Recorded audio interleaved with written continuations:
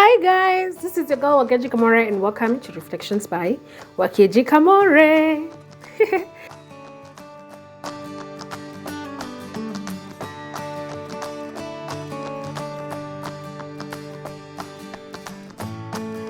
We are currently going through the book of 1 Samuel, chapter by chapter. It will be nice for you to listen to the end of this recording because I will share my key takeouts from the chapter which I will be reading today at the end of this recording. Also, remember to subscribe, remember to share this with someone else, and to click the notification bell so that you never miss any new recording. We're in the book of 1 Samuel. Today we are going to be reading chapter 26, which I will be reading from the ERV version, which is the easy to read version. So karibu sana and follow through the story. All right, so we are back to Saul chasing David because this is all that is happening. This is all that we see now happening in this chapter. All right, so the book of 1 Samuel chapter 26. The people of Ziph went to see Saul at Gibeah, and said to him, David is hiding on Hakila Hill across Jeshimon. Imagine. Goodness. So Saul gathered 3,000 of his best soldiers in Israel and went down to the desert of Ziph and to search for David there. So Saul set up his camp by the road of Hakila Hill across from Jeshimon. Okay, so first, hold up. I'm like, Saul is a king. He's the first king of Israel. My question is, when does he rule this kingdom? Because he's always chasing after David. It's like, David amepatikana wapi? Let's go there. It's like these people, watu wa kuchase sherehe. It's like, kuna shika wapi? Which club is shikai? Let's go there. This is how Saul behaves. Like, he's made his whole life about looking for David and killing him. I wonder, when does he rule his kingdom? When does he do king things? King things, anafanyanga vitu za king lini? Ama he's always just like listening ear to the ground. David amepatikana wapi? That's just so sad. Anyway, so David was out in the desert and saw that Saul had come out in the desert after him. So David sent out spies to know for certain that Saul had come after him again. Then David went to where Saul had set up his camp. David saw where Saul and Abner were sleeping. Abner, son of Ner, was Ner, N-E-R, was the commander of Saul's army, and Saul was sleeping in the center of a circle of men that surrounded him. So David talked to Ahimelech the Hittite and Abishai, son of Zeruiah. Abishai was Joab's brother. He asked them, who would like to go down into the camp with me after Saul? Abishai answered, I'll go with you. When night came, David and Abishai went into Saul's camp. Saul was sleeping in the middle of the circle of men. His spear was stuck in the ground near his head. Abner and other soldiers were asleep around Saul. So Abishai said to David, today, God has given your enemy to you. Let me pin Saul to the ground with his spear. I'll only do it once. And this Abishai guy is like, chap, let's kill this guy. Nitamdunga na his spear and I'll do it just once. I won't need to dunga him. I'll just be like, sha, and just pin him to the ground with his spear. But David said to Abishai, don't kill Saul. Anyone who hurts the Lord's chosen king must be punished. As surely as the Lord lives, the Lord himself will punish Saul. Maybe Saul will die naturally, or maybe he will be killed in battle. But I pray that the Lord never lets me hurt the Lord's chosen king. Now, pick up the spear and the water jug by Saul's head and let's go. So David took the spear and the water jug that were near Saul's head. And then David and Abishai left Saul's camp. No one knew what had happened. Even wonder, sasa, all these men that are sleeping around him, see, they're supposed to be protecting him. Mama, therefore what? Hey, okay. No one knew what had happened. No one saw it. No one even woke up. Saul and all his soldiers slept because the Lord had put them into deep sleep. Now that makes sense because I'm like, a normal soldier, you're there sleeping, koof dead. No, that's not how you should do it. But now it makes sense because the Lord had put them what? In deep sleep. Okay, makes sense. May the Lord put all your enemies in deep sleep. Hata kuona ukiwapita hapo Peter katikati yao. That sounds very familiar. Anyway, let's not go that way. I will not digress. Yesterday I digressed and the Nini was like 18 minutes long. Today I'm not going to digress. All right, cool. Verse 13. So David crossed over to the other side of the valley and he stood on the top of the mountain across the valley from Saul's camp. David and Saul's camp were far apart. So David shouted to the army of Abner, son of Ner, "Answer me, Abner." Abner answered, "Who are you? Why are you calling the king?" And David said, "You are an important man, aren't you? You're better than any other man in Israel. Is that right? So why didn't you guard your master, the king? An ordinary man came into your camp to kill your master, the king.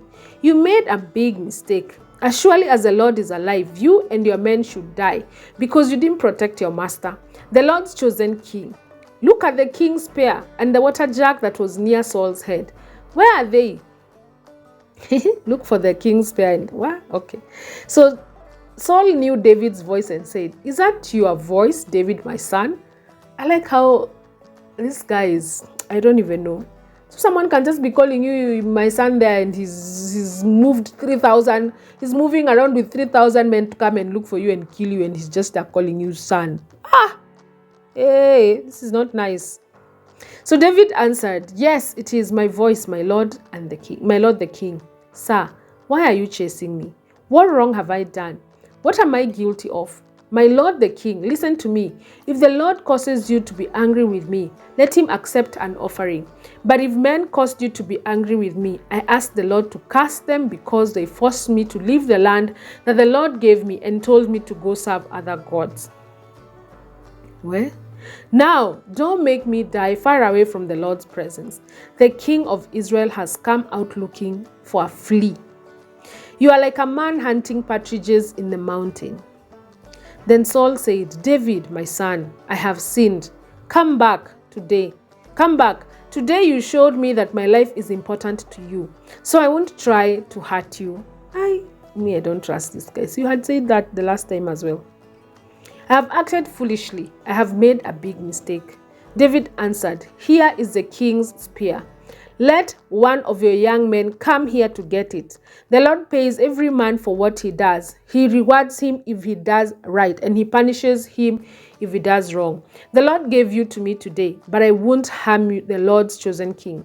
Today, I showed you that your life is important to me. In the same way that the Lord will show that my life is important to him, he will save me from every trouble." Then Saul said to David, "God bless you, David, my son. You will do great things and you will win." And David went on his way and Saul went back home. Oh, I hope this is the end of the, kukimbizana, like this cat and mouse chasing. It's not, because I thought that Saul was done with wanting to kill David after David spared his life in the cave the first time. But I guess I thought wrong, because in this chapter, David has another opportunity to kill Saul, but he spared his life again.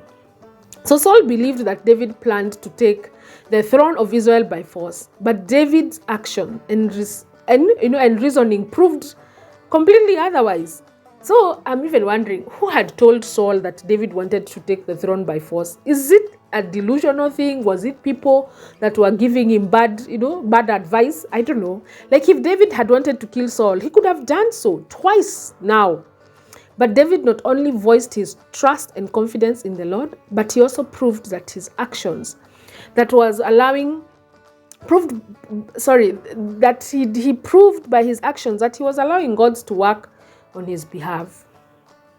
He was moved by the fact that David didn't seize the opportunity to harm him, so Saul finally saw the situation as it truly was, rather than what he thought, through fear and paranoia. I don't know where he was getting this idea that David is trying to take. Like, the guy is living in caves with 400, 600 men who are vagabonds. What did we call them? Vagabonds, people who didn't, misfits, people who had debts, people who didn't fit in. How is this guy even trying to take your throne by force? No one. So Saul was just acting from a place of fear and paranoia. You see, the thing is, the situations we face are rarely a matter of life and death, as of this one of David. Still, we may consider someone as an enemy if he constantly opposes us at home or at work or at school. David's example in today's message is consistent with the instructions that Christ gave us in Matthew chapter 5, verse 44, which says, love your enemy and pray for those that persecute you. You see, praying for your enemy can be easy. Heck, it's not even, I don't even think praying for your enemy is something for a baby Christian. Hey, as a baby Christian, you can't even be praying for your enemy. It's not. It takes a lot of spiritual maturity to pray for your enemy. It takes a lot of spiritual maturity to pray for someone who is constantly hurting you, someone who's constantly talking behind your back, constantly causing drama in your life, and maybe even going behind your back to intentionally bring you harm. So have you faced any enemy of late? And how can you show them love and patience rather than retaliation, like the way David was here, not showing any retaliation? How about you genuinely ask God to bless them and to continue to do so? The more you do that, the more you continue to, as a first disclaimer, this praying for your enemy thing is not for baby Christians. It requires spiritual maturity.